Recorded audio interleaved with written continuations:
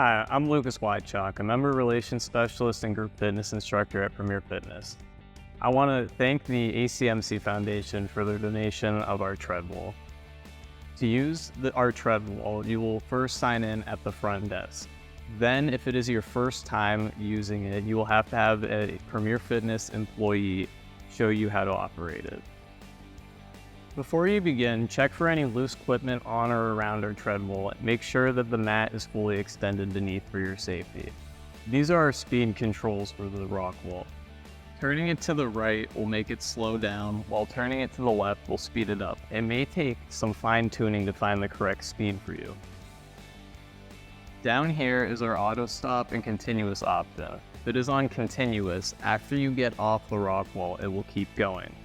Auto stop means that as soon as your feet touch the ground, the rock wall will stop moving.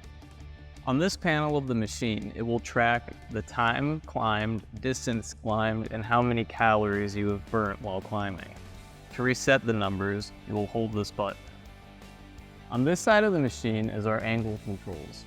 To access this, you will first take the tension off of the screw by turning it a little bit and then pulling the pin out. Now, for beginners, we recommend that you start on an incline, as it may be easier for you to do. To do that, you'll turn the wheel to the left. Now, if you're more advanced, you can climb on a decline by turning the wheel to the right, decreasing the angle.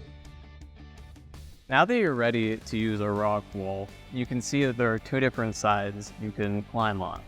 My favorite side is the rock side. This works more on your grip strength and hand-eye coordination, as you have to find the perfect holds to grab onto.